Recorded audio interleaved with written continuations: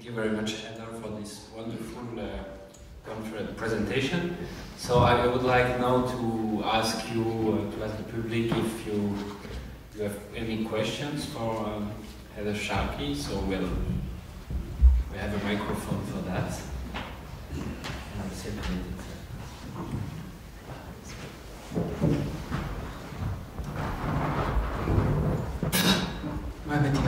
Thank you for your speech.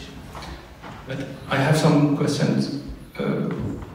What was the action of the Janissaries, which were armed persons educated in the empire, but not Muslims, and not forced to be converted also? So this function was in some kind an education from the empire given to non-Muslims and to give them weapons to protect the empire and also their lands. The second question is, what was the influence in these late times of the dolmen? The dolmen was Jewish persons falsely converted to Islam, but they are not Muslims. They remain. They keep two names, Muslim name, Jewish name, and so on. And they were much active from 1700 and before that, less before. So the period that you spoke about was mostly covered by these people.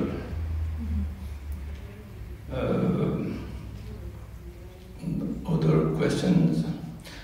You say the identity of the religion of people must be known by dresses, by anything, but isn't it also necessary in some kind? For example, a person who dies in a country, in a far space where he is not known, he has no family, nothing. And if he dies, people must know how to bury him in some manner. And also, to be know the religion of person give him the responsibility to endorse his actions' consequences.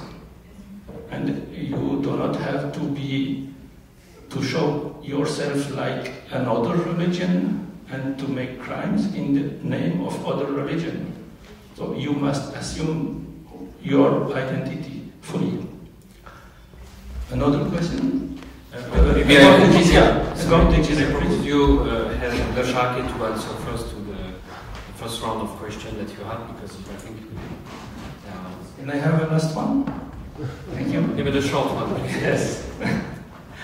You say the jizya, the taxes that they must pay, but they don't pay zakat, because zakat was the initial taxes that Muslims must pay.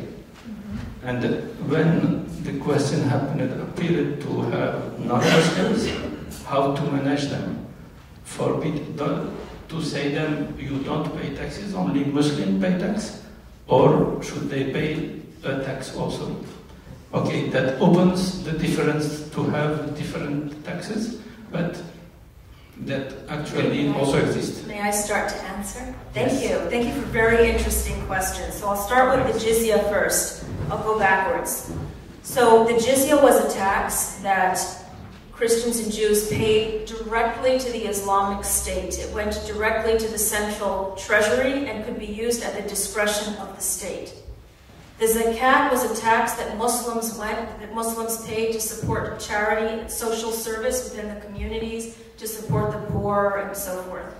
Christians and Jews also paid community taxes to their own communities to support charities and social services for Christians and for Jews. So the jizya was a tax that went to the state, not for purposes of charity. So it did not serve the same function as the zakat, and Christians and Jews also contributed to the charities within their religious communities because the charities were communally organized. So the first broad question about the Janissaries and then the Donma, I'll address that next. So the Janissaries were a very interesting institution in the Islamic Empire whereby Ottoman authorities collected a tax in Christian boys, where villages were required to pay or to contribute boys, Christian boys, to serve in the Ottoman military.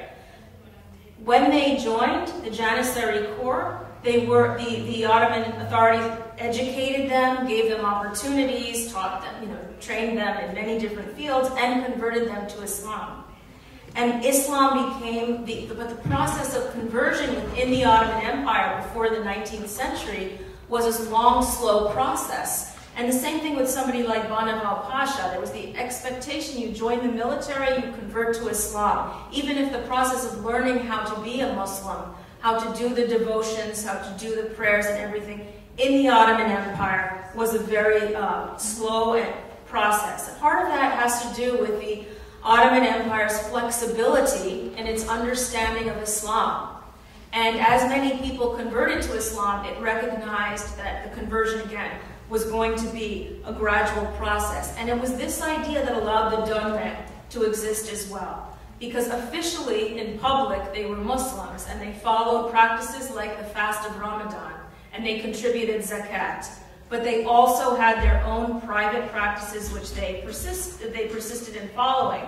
And scholars suggest, therefore, that the Donme are a very interesting case of a community that followed Islam in public, while Sunni Islam, while maintaining and developing their own religious system at the same time. So it's a fascinating case, a very unusual case, but it also attests to the flexibility, in many ways, of the Ottoman state, as what one of my colleagues, actually a historian of the Donme, called, they called the Ottoman state an empire of converts, or an empire of conversions, because there were so many people coming into the empire through processes of conversion, sometimes professional mobility and military recruitment, as with the Janissaries or with somebody like Banaval Pasha. And I should add one thing I didn't say about the clothing. I emphasize the importance of the symbolism of color and style for distinguishing Muslims, Christians, and Jews. But there were also other ways, other things that clothing symbolized at the same time.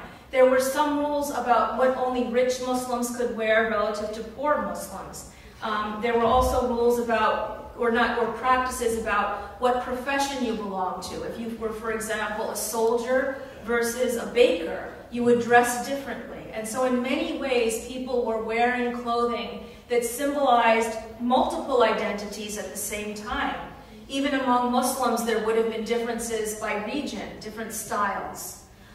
I think it's just to say that in this period, there were people, that religion was one of the markers, even in cultures of clothing, but there were others too.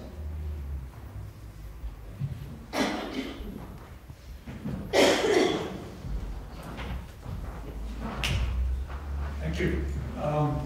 Yes, you focused justifiably on the empire and the dominant, the norm setters in the empire. But what about the minorities?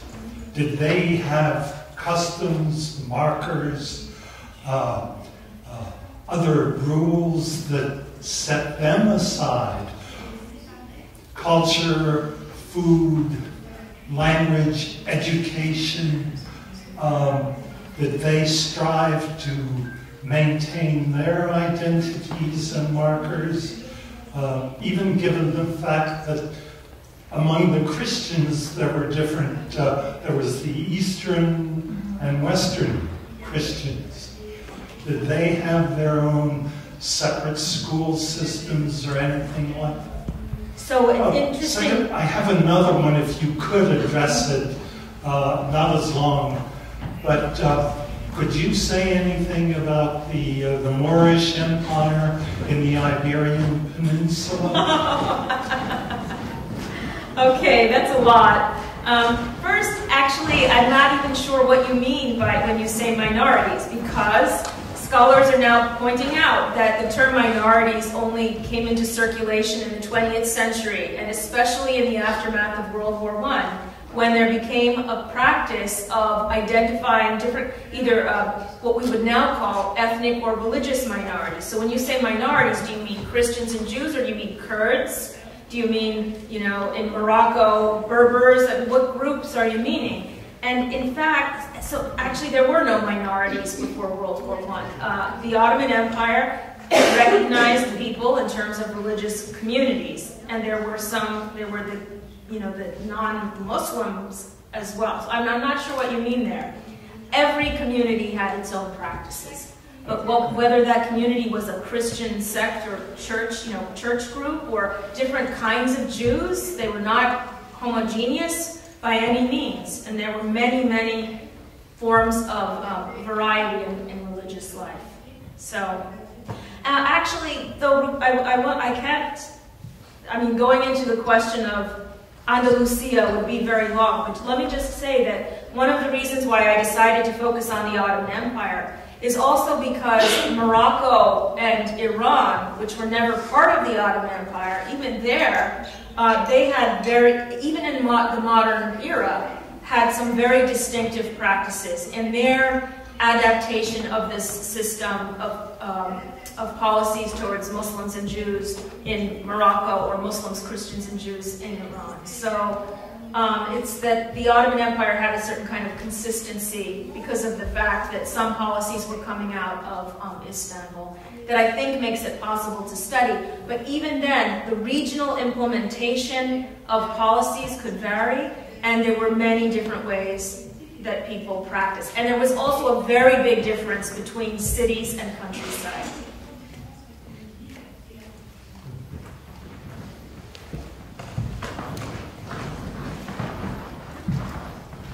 Thank you for this fascinating presentation. Just to maybe contribute further to an answer to my neighbor's question, one practice that kind of sometimes overlooked is that of script, using a script that belongs to a specific language while writing in another.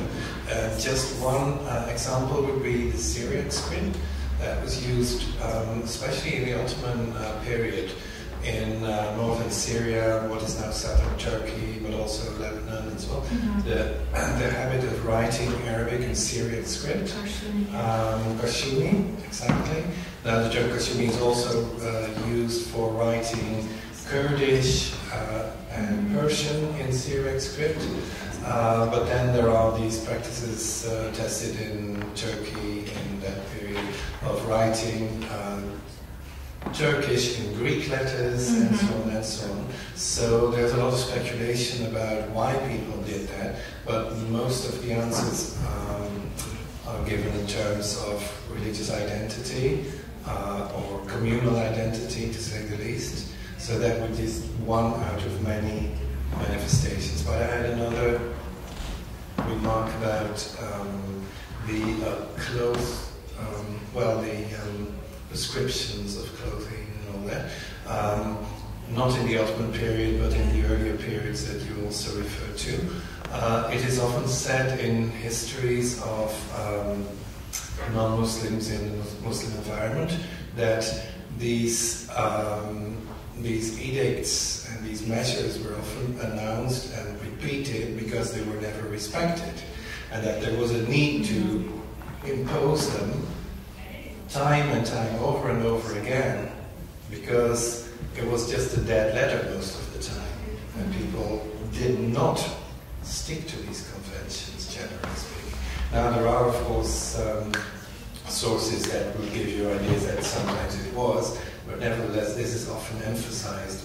So it's a matter of theory and practice, basically. And also variation significantly from one place to another. Like Yemen versus Cairo, very different practices and levels. Yeah, I think that is the bottom line, basically.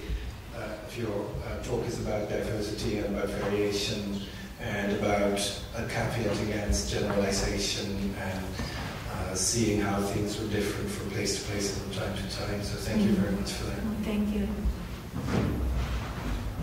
And in general, I think in the cities one sees the most consistent application of some policies and not in others. You see the strong rural versus urban dynamics as well in some places.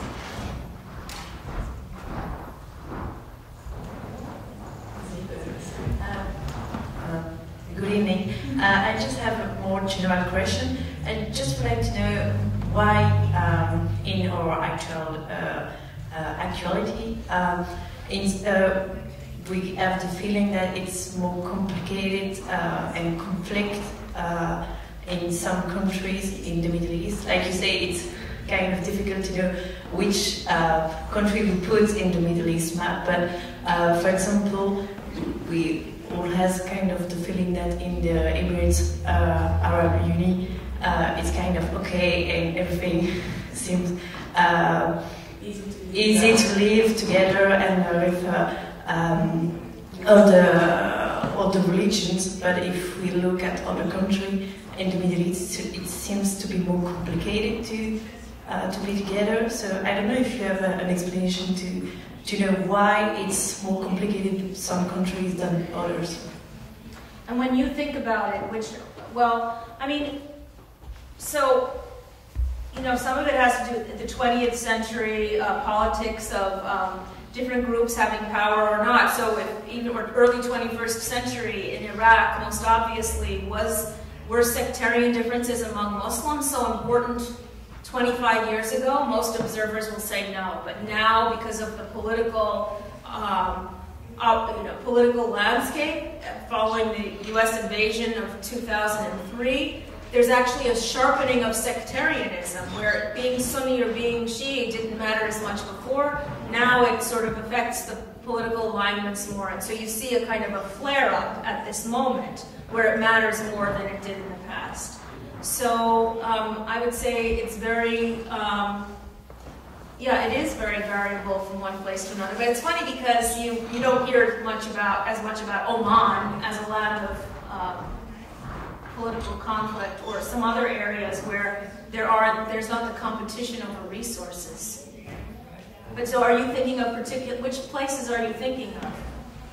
I have a friend in Egypt, from there, and he told me in the south of Egypt there's some problem with Christians that's persecuted there. Mm-hmm. And I'm following someone who's making videos from UAE, and it was talking about how it was so easy for everyone to live together there, even you Christian Jews who yes, in a Muslim country. Yeah, so the United Arab Emirates, like Dubai or Abu Dhabi, as these lands right now of cosmopolitanism with large immigrant but not citizen populations, whereas in Egypt there's a very long history of the rise of what we call sectarianism, Muslim-Christian sectarianism in the 20th century. And in fact, I have to defer to my colleague who could probably answer that even better, even more effectively in explaining the complicated dynamics of Christian-Muslim relations in contemporary Egypt.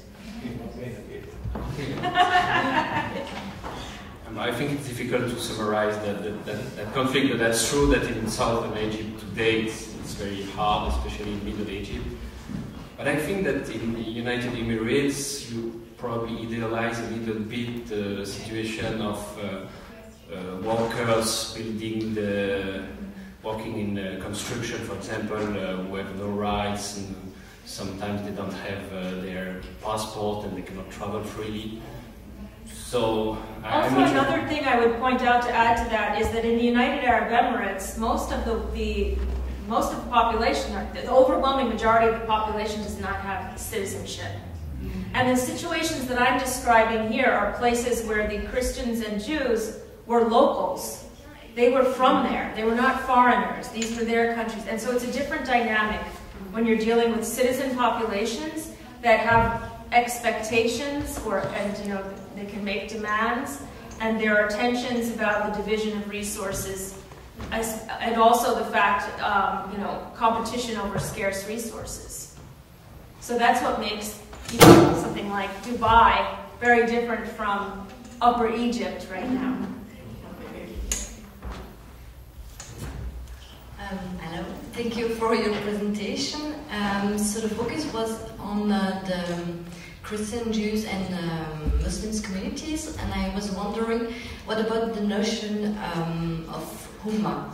I'm very interested in it, and I know this notion of Ummah has a lot of signification in the Quran especially. And so, do you know if this notion has known a lot of evolution before or after the reform in the context of the Ottoman Empire? Does the Islamic State is kind of a synonym of the Ummah or not? So if you can say some word about it. Well, so really really it would be Sultan Abdulhamid II, who came to power in 1876, who many would point to and say, perhaps that's, you could point to him in pursuing a policy that observers have described as pan-Islamic, in the sense of emphasizing Muslim solidarity across the world. However, it wasn't really necessarily Abdulhamid II himself who tried to promote this idea of the Ummah, but Muslims elsewhere around the world, for example, what's now India, looked to the Ottoman Empire in the late 19th century and saw the most powerful Muslim empire in the world at the time as something that could inspire hope and confidence about Muslim solidarity in the face of European and more generally Western imperial aggression. So there is that idea in some sense of the Ummah, but not the way, obviously there's an evolution in the 20th century in modern Islamic thought as that idea of Muslim solidarity starts to take more form, stronger shape. But you could definitely point to Abdulhamid II as a very important figure who set a mood in the late 19th century when the idea as we know it today really started to develop more fully.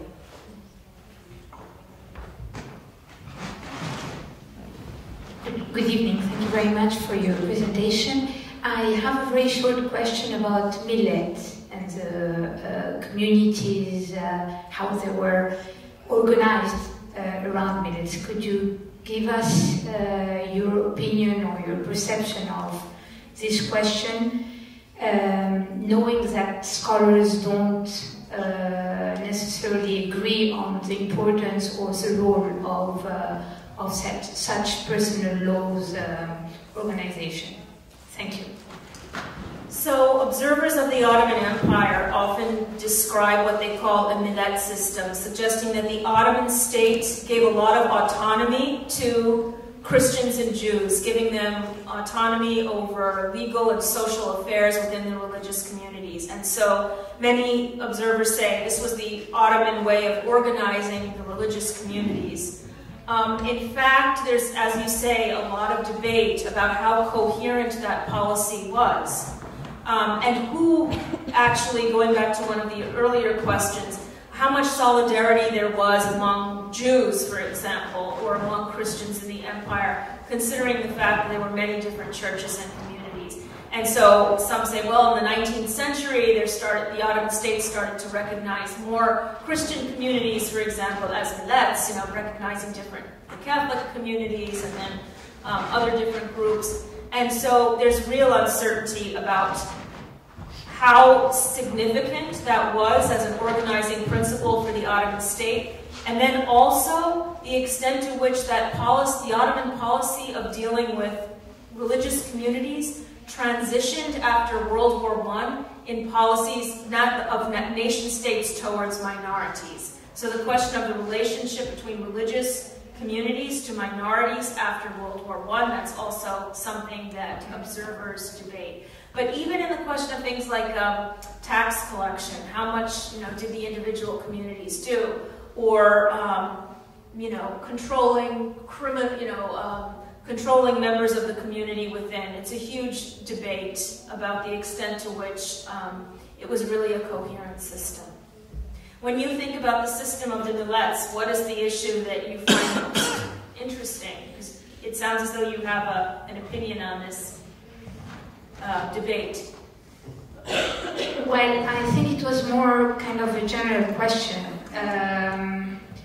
Yeah, probably the legal part, like conflict within the community, of course taxes, and then personal laws, family matters, like marriage, divorce, inheritance. Well, divorce, that was more difficult.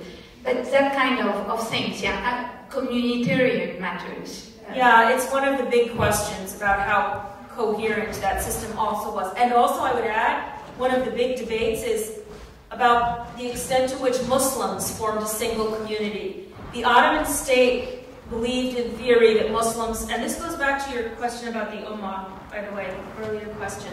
They believed that Muslims formed one community. So the Ottomans only recognized Muslims as one group, whereas they recognized many different kinds of Christians.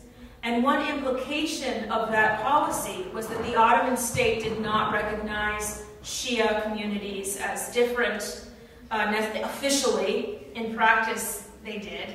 And the Ottoman state didn't have an easy way of dealing with the ambiguous communities that I call the not quite Muslims, groups like the Alawites and the Yazidis. So in fact, this question about the millet communities, which people usually apply to the Christians and Jews, is, I think, very interesting when we think about how it applied to Muslims, especially given this theory of Muslim unity, the idea of the Ummah, and the reality of diverse practices among Muslim peoples. Thank you for your presentation. I had a question about the organization of cities. If during this period you have transformation, passing from a system of separate neighborhoods, I don't know, to a system of mixed neighborhoods, or new neighborhoods appearing with a mixed population, and what consequences this could have. And So it, sorry. And I have a second question because you used the expression Islamic State on a very long period of history. And I was wondering how far we can use this concept of state, or how we can use this concept of state, what we understand by it, if we speak of such a long period of Islamic history. What we mean by Islamic State. By state here. Okay. So one thought on cities, I would say one trend that observers, scholars have noticed is that Christian and Jewish populations in urban areas tended to choose to settle near the center of state power. And I'm using the word state again. The center of Muslim administrative authority, whatever that was, the power at the time. So they tended to move closer, not farther away. And many observers say that was because when you were actually near the center of Islamic states, the Christians and Jews had the most chance of the protection of their status, the recognition of their status as dhimmis. The positive side of being dhimmis was that they would enjoy the protection of the Islamic State. And they appeared to gain that most when they lived close to the Muslim authorities. It was actually when non-Muslims were farther away from the state, for example, in rural areas, that it was more difficult for them to secure recognition of rights. And that's one theory for why, especially in the 19th century, but perhaps continuing historically, there was a trend towards urbanization, especially for Jewish populations. There was more protection in the city. And, you know, a famous series of books you probably read by a scholar named S.D. Goitein, writing about the Egypt, Cairo, in the Fatimid and Mamluk periods especially. I mean, he describes mixed apartment buildings. Muslims, Christians, and Jews were living together. And they were living not just in the same neighborhoods, but in the same buildings. And so there was a policy, you know, in earlier centuries of people living close by and not segregation by neighborhood. Morocco is different. That's another reason for not including Morocco in this frame, because there was more variation there by neighborhoods, especially after 1600, where Jews tended to live in separate districts. But you said Islamic State? In a way, I'm using that to refer to the theoretical model of governments, whatever the center of power was. Military power connected to judicial authority. and the strong concentration of Muslim scholars who would have been familiar with the teachings of the Quran and traditions of Islamic law, and who would have been, the center of the kind of intellectual, political, fiscal apparatus, whatever that was over time.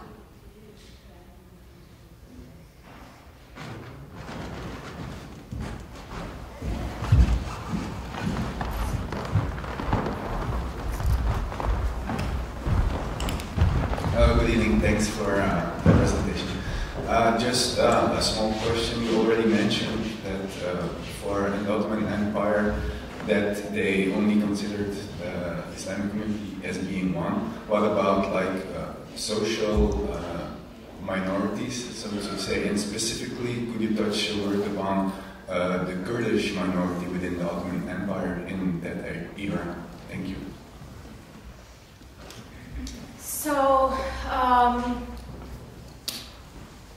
So this is a classic example of a pattern that we can observe over centuries, where Islamic authorities in, say, in Istanbul didn't concern themselves with the details of cultural practices on the part of Muslims or Jewish or Christian or other groups, with the result that Kurds living in rural areas developed and pursued many of their own customary practices, some of which were heavily influenced by Iranian cultures because of the proximity to the Safavid Empire and later to Iran. So, and the fact that the Kurds were very rural, they tended to be very rural, they had close connections often to like an Iranian or cultural sphere. Their religious practices, therefore, tended to be very mixed and very diverse. So that's one thing I would say. The rural nature of Kurdish society helps to explain their diverse religious practices. But of course, in the late 19th century, under Abdulhamid II, as you may know, the Ottoman state, the late Ottoman state, began to organize the Kurds into militias and to realize that the Kurds were very difficult to control. So there was some effort to incorporate them loosely into the Ottoman military apparatus by encouraging them to form militias in the region. And so that's one of the shifting dynamics of the Ottoman state towards the Kurdish populations, and change starts to occur especially in the late 19th century under Abdulhamid II, and it leads in many cases to growing tensions between the Kurds, who were increasingly armed, well armed, and the Armenians and other settled populations of the region. So I don't know if that's exactly what you wanted, because it's a big question you're asking. So I would say that the Kurds had an uneasy relationship to the Ottoman state because of their peripheral status. And so that explains both, again, the cultural heterogeneity among them, and then, but in the late 19th century, their increasing alliance with the state.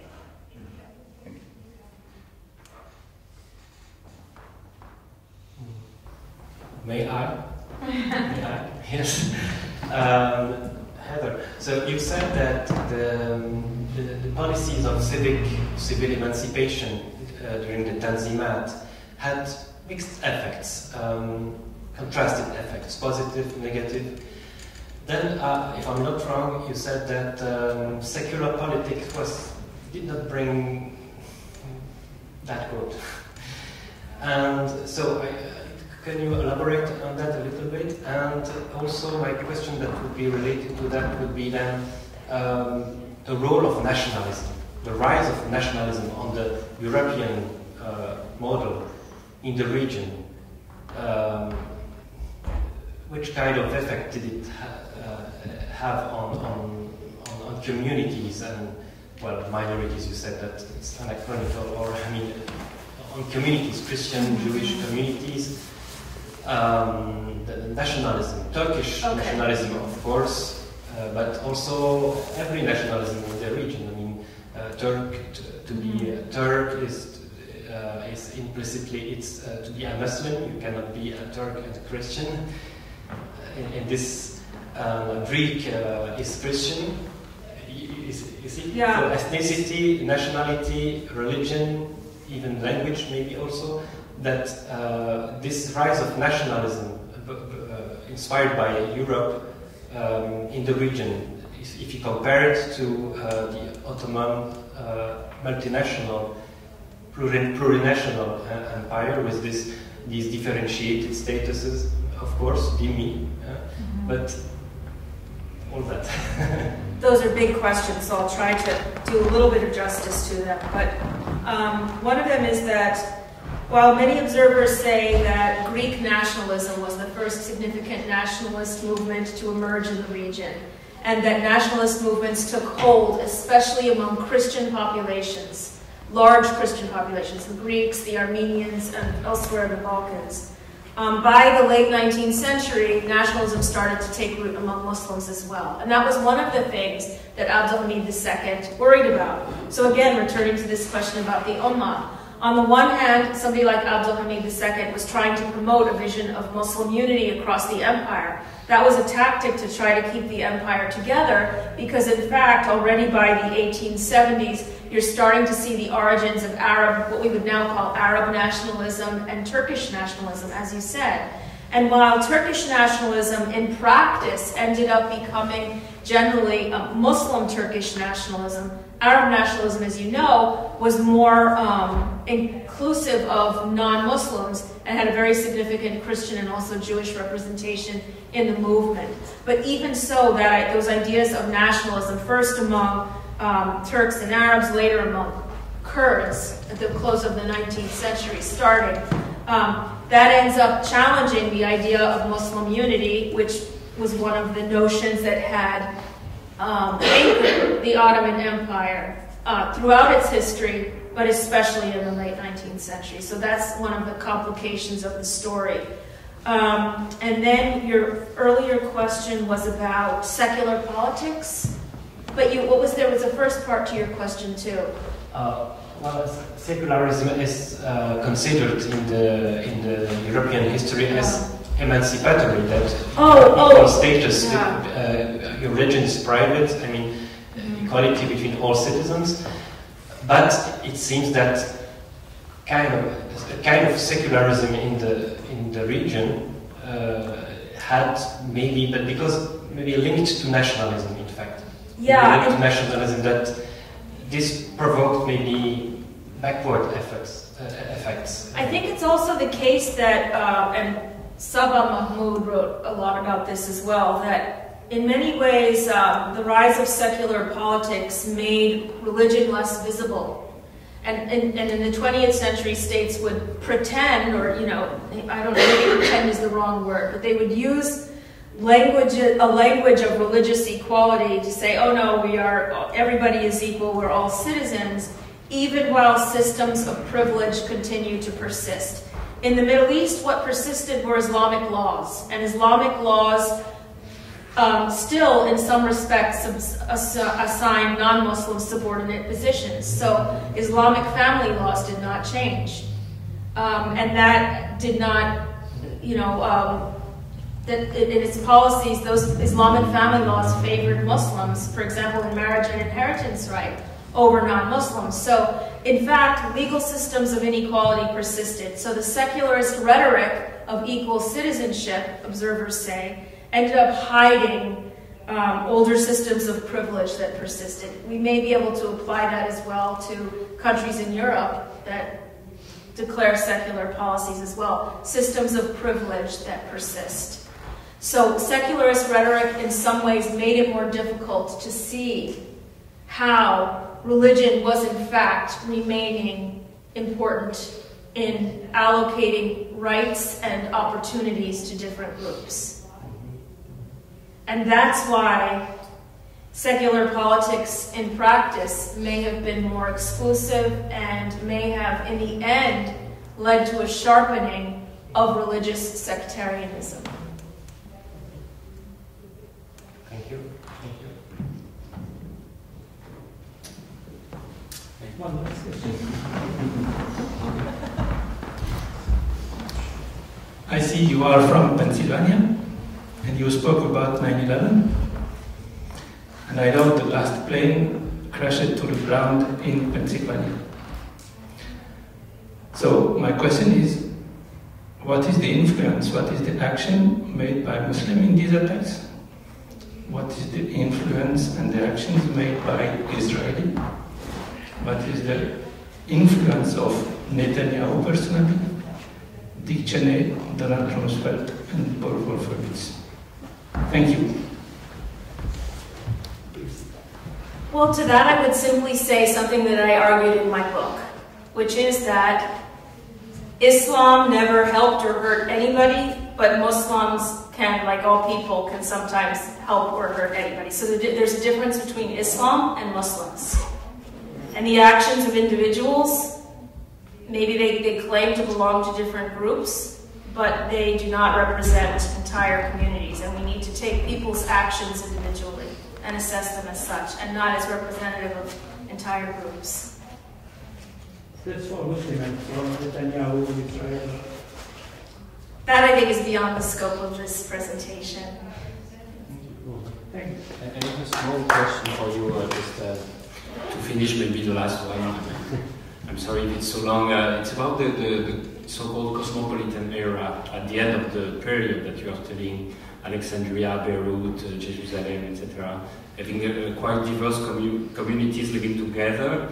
And this idea of cosmopolitanism has been a little bit criticized also for idealizing the relations between those communities, saying that it's more about some elites having this sociability, excluding probably most of the population, the Muslim population. Well, how can you relate this era, this question of cosmopolitanism to the subjects you treated in your talk? So, another thing that people say about cosmopolitanism, some scholars observing it, they say that cosmopolitanism also emerges in context of empire, that empires facilitate cosmopolitanism. And there is a quality of nostalgia and romanticization that you are referring to. But I think there are moments in time when political and social systems exist that enable people to come together and to socially mix and to develop friendships and to engage in trade and periods of greater rather than less conflict. And that's not always only among elites, even if that's what we always see. So I would say that in positions of stability and trade and contact, there could be cosmopolitan cultures that go beyond elites, and there were times in Ottoman history where that occurred. There were times in the context of, especially in the history of a place like Istanbul or in Cairo. It's not only a late 19th century phenomenon from Alexandria in Egypt, which people usually cite as an example of cosmopolitanism, but it would also have existed in cities like, Istanbul, in conditions where the empire enabled diverse people to come together. And in that sense, even I would actually go back to the example that somebody raised about Dubai. I mean, one thing, even if most of the residents of the United Arab Emirates today are not citizens, there is something about a place like the United Arab Emirates today, or Dubai, that is allowing a new kind of cosmopolitanism, because it is allowing people to come together, new, imperial currents connecting and economic opportunities and so on. And it is creating that kind of contact that enables a certain kind of cultural diversity and exchange to flourish. Thank you very much. Thank you. So let me thank you for your wonderful presentation and for being with us tonight. Thank you very much.